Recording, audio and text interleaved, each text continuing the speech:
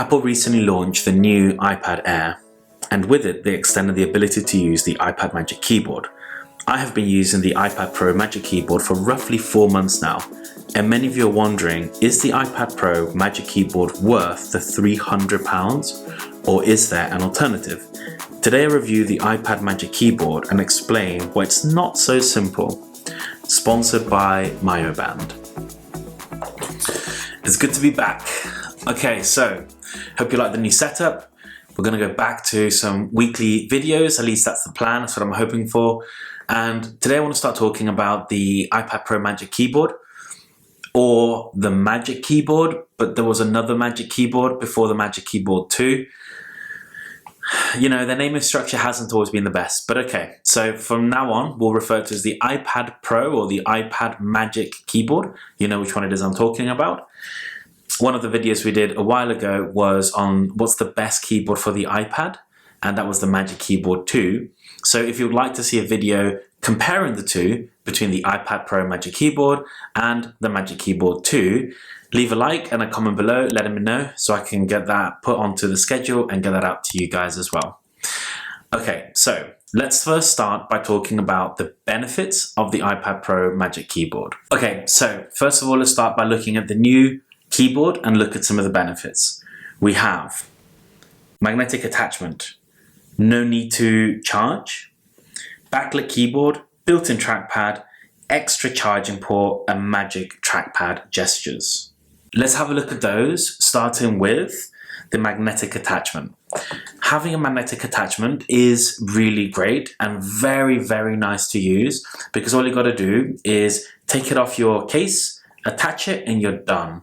There is no need for you to worry about clipping things on. There's no need for you to worry about it having to move around, because the magnets are very, very, very strong. If you really want to move that keyboard off, you want to take it off the keyboard, it's going to take a little bit of work, a little bit of a pull in order for you to achieve that. And when you connect it, it does connect with the smart connectors, giving it much better connectivity and allowing it to charge. More on that later. The Magic Keyboard, or the iPad Pro Magic Keyboard, gets its power from the iPad. So you don't have to charge this one separately or have an extra USB port or an extra USB cable in order for you to be able to charge it. You just connect and away you go. With the iPad OS 14 update, in fact, from the iPad OS 13.4 or 13.3 update, it automatically gave it the ability to be able to use the trackpad and for it to have a cursor. And then that cursor, as you hover it and you use it over certain elements, it takes over that space. We discussed that in the past. It's a very, very cool element. And having a trackpad built in does give you the multiple gestures and the multiple things you can do with it, which is absolutely awesome. Next up, we have the extra charging port. Now, this extra charging port is incredibly useful and really handy to have, as it does allow you then to be able to use the charging port to charge not just the keyboard, but to also be able to charge the iPad itself, which then frees up the USB-C port on the right-hand side, the connector, to be able to connect a hard drive, to be able to connect this directly to a camera. One of the benefits of the Magic Trackpad is its gestures. Being able to use multiple fingers to navigate, to move around, and to do multiple things makes your life a lot easier and the navigation much simpler. Having that and having that ability is actually really, really good. So being able to have not just a trackpad, but to have the multiple gestures makes your user experience and the way that you use the iPad and the Magic Keyboard a lot easier and a lot smoother. So that's really, really good. Okay. Now let's talk some of the negatives. That's not easy for me. As many of you know, I am a very big Apple fanboy. I do think Apple does make fantastic products, and it's hard for me to find things to criticize about them because they just do them so well. But there are some negatives, and there are some things that I would say probably can push some people over the edge to not get the Magic Trackpad. Especially if you're thinking of getting one for the iPad Air. It's very important for you to watch this, because the iPad Air Magic Keyboard is exactly the same. It's the exact same keyboard you would buy for the iPad Pro 11-inch. So listen up, I don't speak often negatively. I don't want to use that word, but like it's a naughty word. But I don't speak negatively of Apple, and it is a great product. But there are some negatives. There are some things that I do think could have been better. So let's start first with the £300 price tag. Now, £300 is for the iPad Air and the iPad Pro 11-inch. However, if you have an iPad Pro 12.9-inch, then you're looking at £349. That's quite heavy. I mean, even for Apple. And I think £300 to get a keyboard that magnetically attaches, that powers from the iPad, and that has a built-in Magic Trackpad or a built-in trackpad is good. And with the system on a chip, ARM-based processor going to the Mac next month, as we all know will happen, then I would be saying wait and see what comes out and see how much it costs. It's more likely than not to cost the $12.99 price of the current MacBook Pro. Spacing between the keys is incredibly frustrating at times. As you try to type on the keyboard, it can be really difficult, especially when you're trying to use the next line or the keys to the right, where they kind of seem to be a little bit more crammed than other keyboards. So the typing experience on the iPad Pro or the iPad Magic Keyboard is not the best. Now, I think if you're able to get around that, without any doubt, it is a nice typing experience if you can get your head around that and if your hands can get used to that. But I would definitely say by far my favorite typing experience currently to date is on the Magic Keyboard 2 or my MacBook Pro 16-inch. The spacing is right, the clicking is right. Although, as far as keyboards go on iPads, it definitely is the best keyboard that you can use that is attached to the iPad to date. Question is it better than the Magic Keyboard 2? Again, give us a like and leave a comment below if you think you would like to see that video. I have now had many times where my muscle memory of my brain has gone straight to the top left-hand corner to press escape. This can be if I'm in YouTube and I want to get out of full screen. This can be on many apps where I'd want to escape and go back that many apps allow you to do. And I keep pressing the button and it doesn't do that.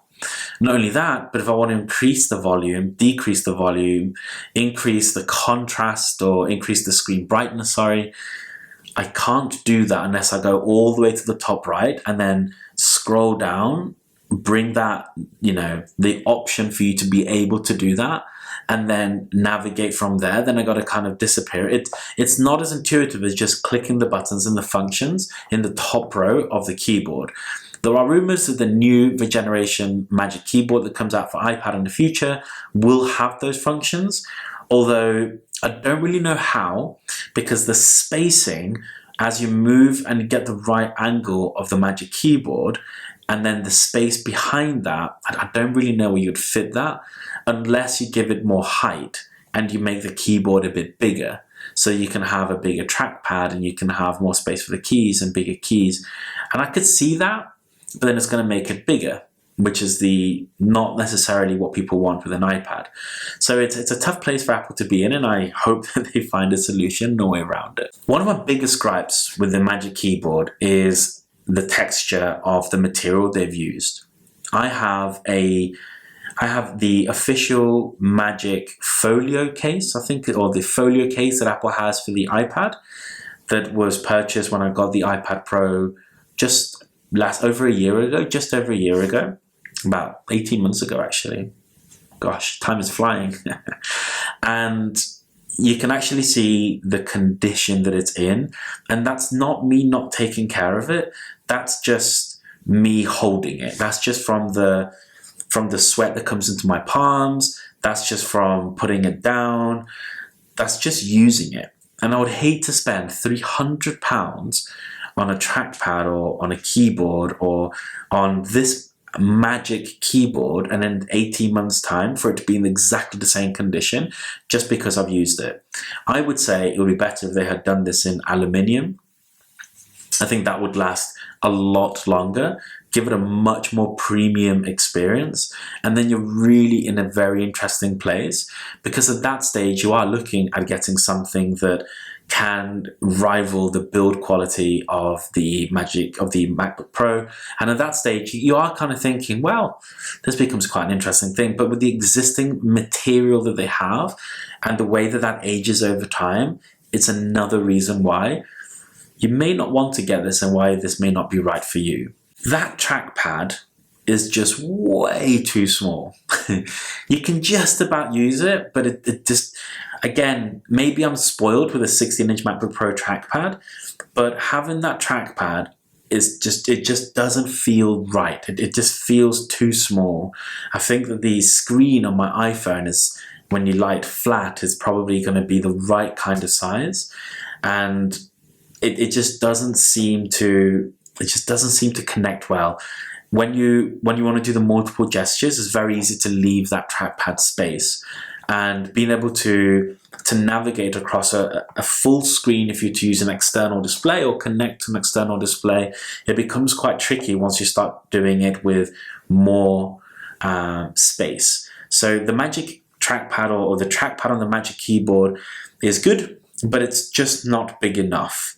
And that is something that I think for a lot of people just won't be good enough. And when you're paying £300, you want it to be just right. You want it to be the right size. For some people, the iPad Magic Keyboard is a great MacBook alternative, or a great MacBook Pro alternative. But the key word there is alternative and not replacement. There are many people who will say, oh, but I've replaced and I can fully use the iPad Magic Keyboard as my main keyboard and my iPad as my main machine, and I do just great. And if that's the answer, then brilliant. Happy for you. That's amazing. All the power to you. I've tried. Believe me, I have tried. But the experience that I get on my MacBook Pro 16-inch or my MacBook Pro plural is a much better experience than the experience that I get with the keyboard. And I really wanted it to be the opposite. I really wanted to be able to say, hey, I'm going to come to work and I'm going to use everything on my iPad. I'm going to hook it up to the display and I'm going to work fully on it. But it's just not as good an experience. The problem is not just hardware, it's also one of software with iPad OS. However, there are many people that actually prefer having a smaller, lighter device that they can carry with them on their commute to work. So as a conclusion, what are the thoughts? Do you get it? Do you not get it? Well, it does make this machine here, which is becomes then a really great alternative to the MacBook Pro. But the key word there is alternative. It is not replacement. And I think that's really the key here. When can that become a machine that replaces this machine? Because the moment that that happens, we're in very interesting territory. The hardware is certainly there. The software is lacking a little. Well, let's be honest, it's lacking a lot, especially if you have external displays to help you with your workflow. And then we have the keyboard itself, which is not an uncomfortable keyboard, but it's not as good or a better experience than the 16-inch or than the MacBook Pro keyboards that we have today. So is this one for you? Would I recommend it highly to everyone? No. Would I recommend it to those that are looking to get into the life where they don't need a Mac, they can use everything on their iPad? Yes. Is it worth the money? Maybe. It's worth it if you are somebody who types a lot, somebody who wants to have the best typing experience, and somebody who can understand that it's probably going to have a shelf life in really good condition of about 2 years, and it's going to work really well, as all Apple products do, for many years to come. So I just want to thank you all for the help that you've given to grow this channel. When I started doing videos again back in May, we were on about 10,000 views and about 80 subscribers. We're now just past 600 subscribers, and we've also just passed 65,000 views. And that's really great, and it's really inspiring, and it's something that I want to invest more time in. The comments you guys have left in some of the top videos has been awesome, and I've really enjoyed seeing them. So thank you, thank you, thank you. Let's see if this year we can finish a year with 1,000 subscribers and 100,000 views. Being able to achieve really great things requires you to have really great mental focus, which is why I want to thank today's sponsor, MYOBAND. MYOBAND is a UK-based business that also ships internationally to just over 100 countries. They have got some amazing products, predominantly protein products, and they have an amazing product called Oblivion. But today I want to talk about MYOBAND's mental focus, which is a nootropic they've done. And nootropics are very interesting in the same way as I use YouTube as a platform to experiment and understand more about content creation, understand more about the planning, the editing, the filming. But I think experimentation is great. However, it's important to think about what you're experimenting in. And mental focus to me is something I've been wanting to experiment in for a while, which is nootropics, giving my brain the maximum possible ability to do some great stuff. The things that I struggle with the most is things like focus, attention, and also retaining information and having great energy levels. Mental focus has been one of those products where I really take every single day and I really enjoy using, because it does exactly that. It gives me more mental focus, it also gives me more energy, and it does help me a lot with my memory. If you're with us right here until the end, I want to thank you. Make sure you subscribe to the channel if you haven't yet. Thank you. I hope you like the new naming. I hope you like this new channel space, and I would love to hear ideas from you on videos I'd like to see next. So thank you for your time. Take it easy. Ciao.